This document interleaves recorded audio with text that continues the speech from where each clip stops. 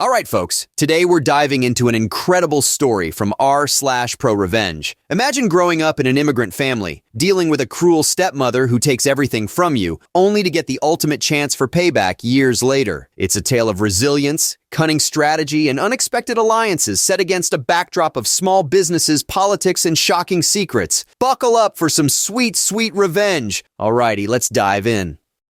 Greedy stepmom stole my inheritance and my house, so I nuked her career and life. Bye, Felicia, posted by Reasonably Rich China.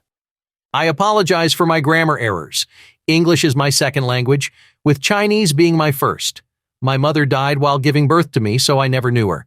She looks beautiful in pictures. My dad has always said she was a good woman, and I believe him. He was a great dad and raised me by himself with the assistance of my aunt until I was 11. My aunt has her own kids who are a few years older than me, but we were all friends growing up and still are, which includes my aunt. Like my mom, my aunt is a good woman. My dad worked incredibly long hours to provide for me. He owned his own convenience store where he worked as the manager and cashier for most of the day. He had one other employee as his helper. As a kid, I would also help at the store after school, sweeping and stocking shelves. For the longest time, my dad's helper was a Chinese guy, but then he had to quit to take care of his ailing parents in China. So my dad replaced him with a white guy, who did okay for a while, but then he graduated college and moved on. Finally, my dad hired a Chinese woman to be his helper. This woman would eventually become his second wife, and my stepmom. I will call her Barbara, though that's not her actual name. Barbara was only 15 years older than me, so she was a lot younger than my dad, who was 44 while she was 26. She didn't speak the same Chinese dialect at first, which was inconvenient for our convenience store as we lived in a Chinese part of town where most of the customers were Chinese Mandarin speakers. Barbara was nice to me at first, so I thought she was a good person. I was not yet 12 when they got married and she moved into our house. From what I know about her, her family is quite wealthy in China, and they paid for a lavish wedding and all came to America for it.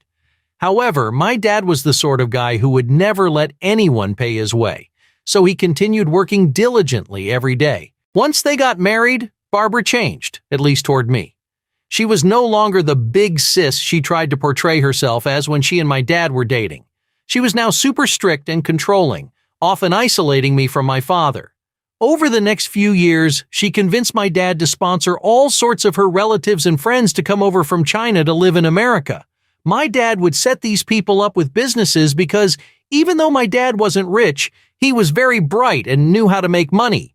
They would open little restaurants, dry cleaners, cell phone repair shops, pretty much all the small foreign mom and pop shops you see in any small town. My dad helped make those things, except the owners were Chinese guys. When I was 17, my dad developed lung cancer due to smoking heavily ever since he was 13. He died only 2 years later at 52. When I was a kid, I always had in mind to one day take over my dad's store when he retired. Now that I was 19, I was still too young to sell liquor, but I thought surely Barbara would let me work in the store now that my dad was gone. Unfortunately, she had one of her adult cousins take over the store and the guy hired only his own friends and family to work in it.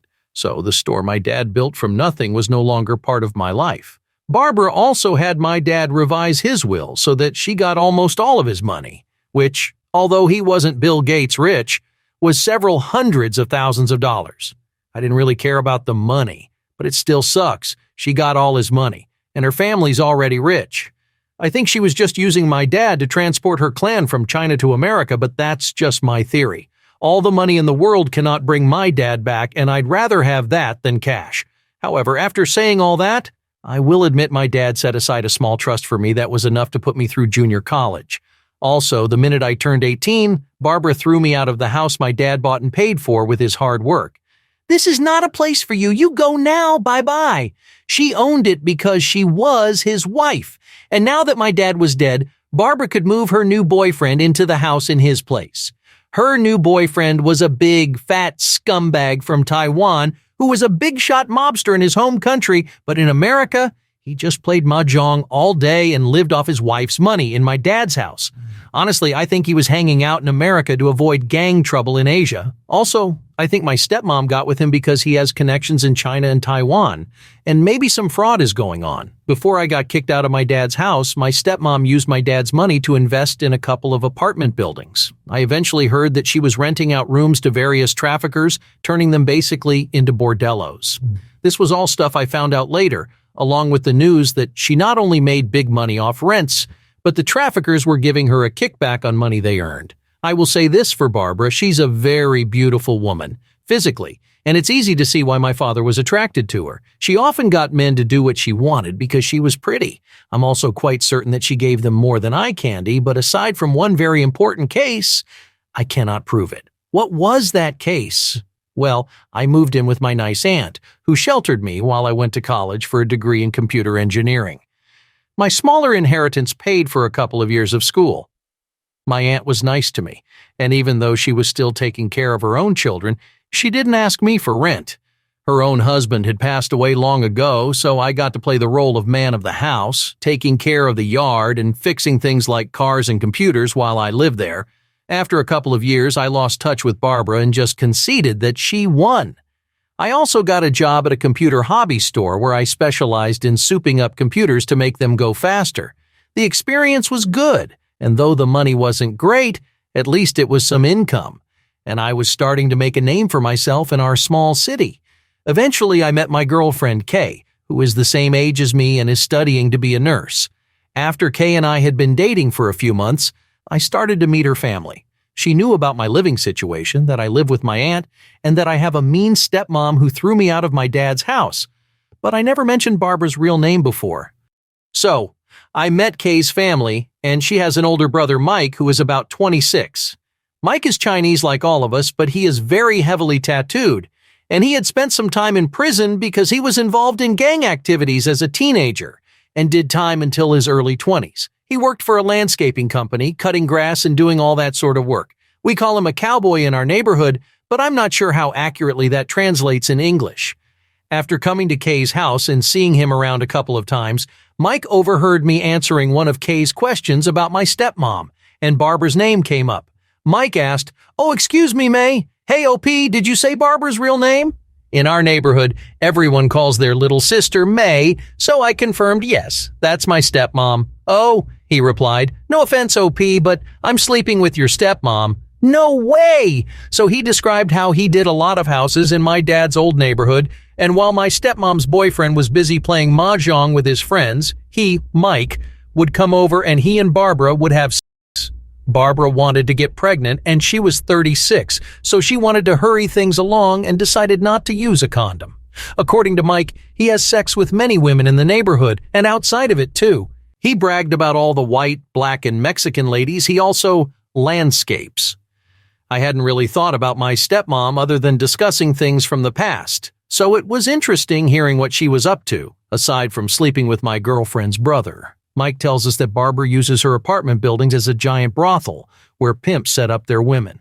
Barbara never actually told him this, but he deduced it like an Asian thug version of Sherlock Holmes. He says that a lot of people he knew in prison got put in jail that way. Also, my stepmom was running for a seat on the city council, playing up the fact that she was a hardworking woman of color and had aspirations for even higher office. It's clear she wanted to make herself a little empire. Kay asks her brother if he would help us put my stepmom in jail. She had her account set up, so it was really hard to prove she actually knew exactly what her tenants were doing in her buildings. But anyway, if the buildings were shut down, it would at least hurt Barbara's cash flow, and it would put an end to at least some abuse of women. Mike said that he would have kept his mouth shut because he liked that my stepmom was basically showering him with money so that he could keep sleeping with her. But since his little sister was asking for help, he was willing to forego the money. I chimed in and offered to pay him, even though I knew I couldn't pay as much as Barbara. He said, "It's fine. You don't need to pay me anything, but if you hurt my little sister, I'll cut your balls off. Deal." So our plan was that Mike would set up his cell phone in an out-of-sight place in Barbara's room while they had sex. Basically a sex tape without her knowledge. Mike didn't care about his reputation in America and had plans to leave the country anyway and go back to China, as his own father had a business opportunity for him there. The idea of being in a porn didn't bother him at all. Having spent time in jail and also being part of a gang subculture, he also didn't have any trouble scoring drugs, and evidently, he did these drugs with Barbara all the time in her house. So, on the day he made the sex tape at her house, he also made sure to show that Barbara was doing drugs. He minimized his role so that it appeared that it was Barbara who scored the drugs and was offering them to him. He did make sure at my suggestion to have her say in natural conversation what day and year it was, and that this was her late husband's house, and that her current boyfriend was playing mahjong at a friend's house. Furthermore, Mike added a special touch where in the throes of sex he made Barbara denounce her Taiwan boyfriend as a weakling and a fool, not a real man, stating that only Mike was capable of giving her an orgasm. All of it was in Chinese, but that was okay as the audience would also be Chinese. Mike made sure that the video clearly showed Barbara's face. The video was obviously not a professionally made porn, so thankfully we did not have to actually see any clear private parts, but it was very obvious what was going on in the film. All told, the video was 20 minutes long. We edited out most of the sex portions because those were unimportant. When I say we, I mean Mike and me, because of course Kay didn't want to look at her own brother in a porn. I didn't care to see Barbara either, and thankfully I didn't really have to see any clear picture of her naked, though it was obviously her. And she was obviously naked. We shaved the video down to those parts where it was clearly showing Barbara's face, her doing drugs, talking about drugs and offering them to Mike, her mentioning the date and that this was her late husband's house, them in bed for a few seconds, obviously doing it, and the funny part where she made fun of her Taiwanese boyfriend. The relevant video clip we made was slightly less than 10 seconds long. A few days later, Mike went to China to meet up with his parents. A week after that, as it goes in politics, candidates often have to make speeches in front of audiences. Barbara, running for a seat on the city council, was no different. Typically, city council meetings aren't very interesting, except for other politicians and the few dozen people who attend such things. Upon quickly researching her, I learned that Barbara was presenting herself as a woman of high character, a business owner who had set up more than a dozen successful businesses in the area for other immigrants, which was basically stealing credit for my father's work. But back to the political meetings. They're definitely snooze fests, but if something interesting happens, such as the politician making a controversial statement or an attractive candidate suddenly appearing in a porn for all to see in real time, news travels fast. So on the day that Barbara was making her little speech in front of maybe 100 people at a local hotel conference room, the public was invited. Oh look, her boyfriend, the Mahjong King, was there too, and all of Barbara's cousins that my dad had sponsored to America and set up for business were there too. Nobody took notice of the young guy in dark sunglasses and a beanie sitting in the front row holding a backpack. The room was darkened except for the stage. Barbara was going to be the fourth speaker out of maybe 6. While the first speaker made his speech, I silently slid a bazooka Bluetooth speaker out of my backpack and put it near the stage. Such a speaker is about 20 inches tall, 8 diameter, and when set to maximum can be quite loud. I tested it at home to make sure. Yep, it would do. As I predicted, the level of excitement of the first 3 speakers was as entertaining as listening to Jessica Simpson try to rap. So it was really a trial to wait for Barbara's turn, so she finally gets on stage and talks about being a good family woman and so on. I pull out my smartphone and use its projector app, along with a homemade projector box I built at work so that it could make a nice big image on the closed behind wall. 10 seconds of Barbara telling us where she was, what date it was, how delicious ecstasy is, what a cucker boyfriend is, and oh God, F me, Mikey! Nice and loud. Thanks, bazooka speaker. The audience is so stunned I have time to loop the video and play it again. Barbara is standing there with her mouth open, eyes wide. Someone in the crowd yells out in Chinese, "Hey, that's Mike!" Everyone knows Mike, especially a lot of the ladies. Just as the crowd is starting to reach a crescendo, I grab my speaker and projector box, stuff them into the backpack, and slip out a side door where Kay is waiting with her car running.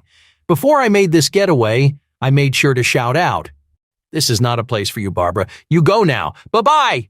After this, I went to Kay's house, and we were so happy we got engaged. By that weekend, I was packed up and moving in with Kay to stay with her uncle who lived in a big house near my new school, where I am now finishing my degree. Kay is now a full RN. She brings in most of the money, but soon I'll play a bigger role too. From what my aunt tells me, Barbara and her boyfriend broke up, And by broke up, I mean she fled the city because he literally wants to kill her. She lost her bid for city council, obviously. Thanks to an anonymous tip, her brothel apartments were also shut down. Because of Barbara's shame, many of her relatives who owned businesses thanks to my dad lost customers, and a few have already gone out of business. The rest are failing fast. My dad's old house fell into foreclosure, and now a nice white family lives there. They're the only white people on the block, so Godspeed, Round Eyes. Barbara's porn gif made the rounds on tons of people's Facebooks before it got deleted because of community guidelines. Mike shared this trailer all over the internet to people he knows, and in our neighborhood, everyone knows one another. Since it was only a few seconds, lots of people also posted it to their Instagram before it got deleted. Barbara's life is pretty much ruined. The full-length version got posted to various pay sites, but it hasn't leaked to any free streaming services. This is according to Mike. Never misses an opportunity to make some cash. Hey, Dad, I forgive you for not leaving me that much other than showing me how to be strong and to stand up for myself. That was the best inheritance of all. See you in heaven, unless this stunt gets me sent to hell instead. Love, OP. Woo, guys. Well, that story was... where do I even start? Was this real life or a mashup between a daytime soap opera and a kung fu movie? And can we just talk about Mike for a moment? Our man was juggling women like an overzealous circus performer, turning a side hustle into, quite literally, an underground business. As for our Barbara, she really tried to play the game, didn't she? Well, too bad she didn't realize she was playing with a grandmaster. The audacity, the scheming. All I can say is, karma works in mysterious ways, folks, and this time, it hired a landscaping cowboy to do the job. Now who's up for mahjong? Hey, wait! As always, don't forget to kindly tap the like button, share, subscribe, and let me know in the comments below what you would have done if you were in this situation. Stay safe out there in that crazy world. Much love, peace.